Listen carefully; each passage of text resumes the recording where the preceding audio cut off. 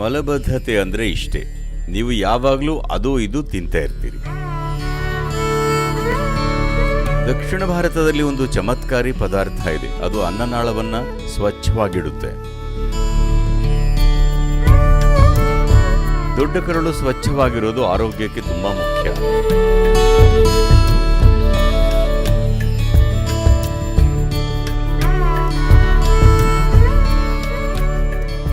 ನೀವು ಫಾಸ್ಟ್ ಫುಡ್ಗಳನ್ನು ಅಥವಾ ಸೂಪರ್ ಮಾರ್ಕೆಟ್ನಲ್ಲಿ ಸಿಕ್ಕೋ ತಿಂಡಿಗಳನ್ನು ತಿನ್ನುತ್ತಾ ಇದ್ದರೆ ನೀರಿನಂಶ ಬಹಳ ಕಡಿಮೆ ಇರೋ ಆಹಾರಗಳನ್ನು ಸೇವಿಸ್ತಿದ್ದೀರಿ. ಮಾಂಸಾಹಾರ ಸೇವಿಸ್ತಿದ್ರೆ ಆಗ ಕೂಡ ಈ ಸಮಸ್ಯೆ ಇರುತ್ತೆ. ಯಾಕಂದರೆ ದೇಹದಲ್ಲಿ ಅದು ಸಾಗೋದು ಬಹಳ ನಿಧಾನ. ನೀವು ತಿನ್ನೋ ಆಹಾರ ಅಧಿಕ ಪ್ರಮಾಣದ ನೀರಿನಂಶನ ಹೊಂದಿರಬೇಕು. ನಿಮ್ಮ ದೇಹದ 70% ನೀರಿನಿಂದಾಗಿದೆ. ಯಾವುದೇ ತರಕಾರಿ ತಿನ್ನಿ, ಅದು 70%ಗಿಂತ ಹೆಚ್ಚು ನೀರಿನಂಶ ಹೊಂದಿರುತ್ತೆ. ಹಣ್ಣುಗಳು 90% ನೀರಿನಂಶ ಹೊಂದಿವೆ. ನೀವು ಸಾಕಷ್ಟು ಪ್ರಮಾಣದಲ್ಲಿ ತರಕಾರಿ, ಹಣ್ಣು, ಬೀಜಗಳು, ಮೊಳಕೆ ಕಾಳುಗಳನ್ನು ಸೇವಿಸ್ತಿದ್ರೆ ಮಲವಿಸರ್ಜನೆ ಒಂದು ಸಮಸ್ಯೆನೇ ಆಗಲ್ಲ. ನೀವು ನೀರಿನ ಅಂಶ ಇಲ್ಲದ ಒಣ ಆಹಾರನ ಸೇವಿಸ್ತಿದ್ದೀರಿ.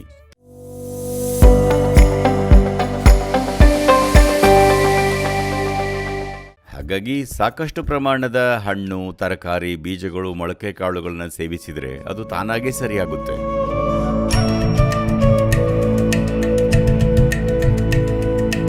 ಮಲಬದ್ಧತೆ ಅಂದರೆ ಇಷ್ಟೇ. ನೀವು ಯಾವಾಗಲೂ ಅದು ಇದು ತಿಂತಾ ಇರ್ತೀರಿ. ನಿಮ್ಮ ಊಟಗಳ ನಡುವೆ ಸಾಕಷ್ಟು ಸಮಯ ಇದ್ದರೆ, ಒಂದು ಊಟದಿಂದ ಇನ್ನೊಂದು ಊಟದ ನಡುವೆ, ಆಗ ಮಲಬದ್ಧತೆ ಉಂಟಾಗಲ್ಲ. ಯಾವಾಗಲೂ ತಿಂತಾ ಇದ್ದರೆ ಆಗ ಅದು ಸಮಸ್ಯೆ.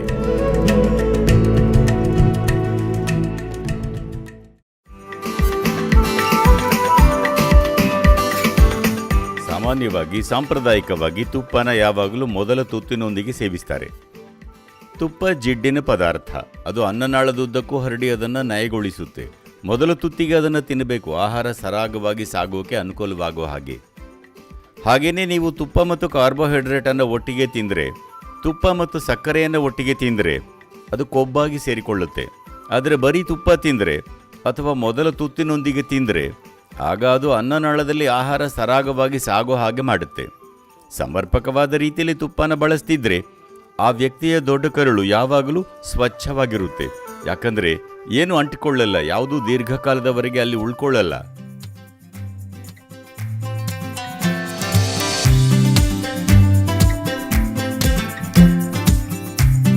ಇಲ್ಲಿ ಯೋಗ ಕೇಂದ್ರದಲ್ಲಿ ದಿನ ಆರಂಭವಾಗೋದು ಸಣ್ಣ ಗೋಲಿಯ ಗಾತ್ರದ ಕಹಿ ಬೇವು ಮತ್ತು ಅರಿಶಿಣದ ಉಂಡೆಯೊಂದಿಗೆ.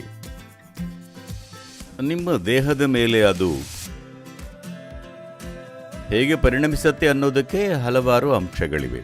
ಅದರ ಒಂದು ನೇರ ಪರಿಣಾಮ ಅಂದರೆ ಅದು ನಿಮ್ಮ ಅನ್ನನಾಳವನ್ನು ಸ್ವಚ್ಛವಾಗಿಡುತ್ತೆ. ಸ್ವಚ್ಛ ಅಂದಾಗ ದೇಹದ ಈ ಜಾಗದಲ್ಲಿ ಇತರೆ ಜೀವಿಗಳು ಗರಿಷ್ಠ ಪ್ರಮಾಣದಲ್ಲಿರುತ್ತವೆ.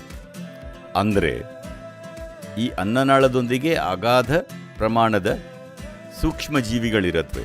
ಅವುಗಳಲ್ಲಿ ಹಲವು ನಮಗೆ ಸಹಕಾರಿಯಾಗಿವೆ. ಅವುಗಳಿಂದಲೇ ನಾವು ಬದುಕುತ್ತಿದ್ದೀವಿ. ಅವುಗಳಿಂದಲೇ ನಮ್ಮ ಆಹಾರ ಜೀರ್ಣವಾಗುತ್ತಿರೋದು. ದೇಹದಲ್ಲಿ ಬಹಳಷ್ಟು ಕಾರ್ಯಗಳು ಅವುಗಳಿಂದಾಗಿ ಆಗುತ್ತಿವೆ.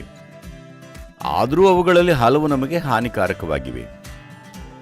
ಕಹಿಬೇವಿನ ವಿಶೇಷತೆ ಏನೆಂದರೆ, ಮುಖ್ಯವಾಗಿ ಅರಿಶಿಣದೊಂದಿಗೆ ಸೇವಿಸಿದಾಗ ಇವೆರಡೂ ಪದಾರ್ಥಗಳು ಒಟ್ಟಿಗೆ ಹೋದರೆ ಬಹುತೇಕ ದೇಹಕ್ಕೆ ಅವಶ್ಯಕತೆ ಇಲ್ಲದಂತಹ ಸಂಗತಿಗಳು, ದೇಹಕ್ಕೆ ಹಾನಿ ಮಾಡಬಹುದಾದ ಸಂಗತಿಗಳು, ಯಾವುದೇ ರೀತಿಯ ಪರಾವಲಂಬಿ ಜೀವಿಗಳು ಅಲ್ಲಿದ್ದರೆ ಅವೆಲ್ಲವನ್ನು ತೆಗೆದುಹಾಕುತ್ತೆ.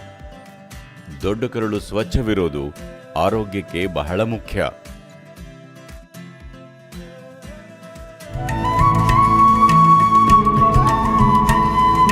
ಹಾಲಿನ ಉತ್ಪನ್ನಗಳಲ್ಲಿ ಇರೋ ಕೆಲವು ಕಿಣ್ವಗಳನ್ನು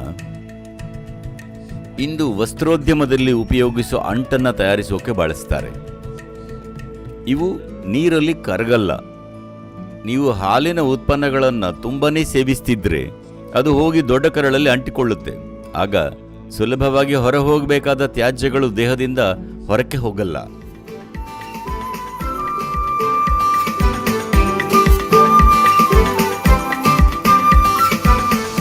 ಇದು ಉಷ್ಣವಲಯದ 3 ಚಮತ್ಕಾರಿಕ ಫಲಗಳು. ಸರಿಯಾದ ರೀತಿಯಲ್ಲಿ ಮಿಶ್ರಣ ಮಾಡಿದ ತ್ರಿಫಲವನ್ನು ಸ್ವಲ್ಪ ನೀರಿನೊಂದಿಗೆ ಅಥವಾ 1 ಚಮಚ ಹಾಲು ಅಥವಾ ಬೇರೆ ಏನನ್ನಾದರೂ ಅಥವಾ ಜೇನುತುಪ್ಪದೊಂದಿಗೆ ಸೇವಿಸಿದರೆ ದೇಹವನ್ನು ಅದು ಶುದ್ಧವಾಗಿಸುತ್ತೆ. ನಿಮಗಿದೆಲ್ಲ ಸಿಗದಿದ್ದರೆ ದಕ್ಷಿಣ ಭಾರತದಲ್ಲಿ ಒಂದು ಚಮತ್ಕಾರಿ ಪದಾರ್ಥ ಇದೆ, ಹರಳೆಣ್ಣೆ ಅಂತೀವಲ್ಲ ಅದು. ಸ್ವಲ್ಪ ಅಷ್ಟೇ, ಪ್ರತಿದಿನ ರಾತ್ರಿ ಅರ್ಧ ಚಮಚ ಹರಳೆಣ್ಣೆನ ಸ್ವಲ್ಪ ಬೆಚ್ಚಗೆ ಮಾಡಿ ಅದನ್ನು ನೀರು ಅಥವಾ ಹಾಲಿಗೆ ಹಾಕ್ಕೊಂಡು ಕುಡೀರಿ. ನಿಮ್ಮ ದೊಡ್ಡ ಕರಳು ಯಾವಾಗಲೂ ಸ್ವಚ್ಛವಾಗಿರುತ್ತೆ.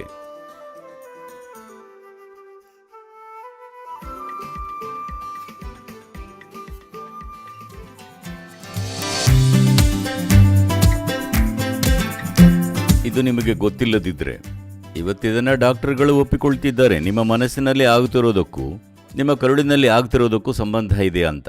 ಯೋಗದಲ್ಲಿ ಯಾವಾಗಲೂ ಹೇಳ್ತಿದ್ವಿ, ನಿಮ್ಮ ಭಾವನೆ ಮತ್ತು ಯೋಚನೆಗಳನ್ನು ನಿರ್ಬಂಧಿಸ್ತಿದ್ರೆ ಸಹಜವಾಗಿ ನಿಮ್ಮ ವಿಸರ್ಜನೆಯೂ ನಿರ್ಬಂಧಿತವಾಗುತ್ತೆ. ಗೊತ್ತಾ? ಮೆದುಳು ಮತ್ತು ಇತರ ಭಾಗಗಳು ಹೇಗೆ ಸಂಬಂಧಿಸಿರುತ್ತೆ ನೋಡಿ. ಯಾಕಂದರೆ ತಲೆಯಲ್ಲಿ ಏನಾಗುತ್ತೋ ಅದು ಸಹಜವಾಗಿ ಅದು ನಿಮ್ಮ ಜೀವದ ಆಧಾರದ ಮೇಲೂ ಪರಿಣಮಿಸುತ್ತೆ.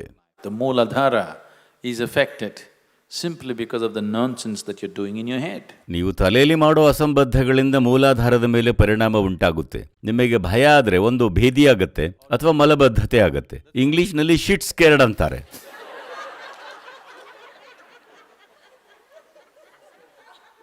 ಪದೇ ಪದೇ ಅದು ಹೊರ ಹೋಗೋಕೆ ಶುರುವಾಗುತ್ತೆ ಅಥವಾ ಅಲ್ಲೇ ಸಂಗ್ರಹವಾಗುತ್ತೆ.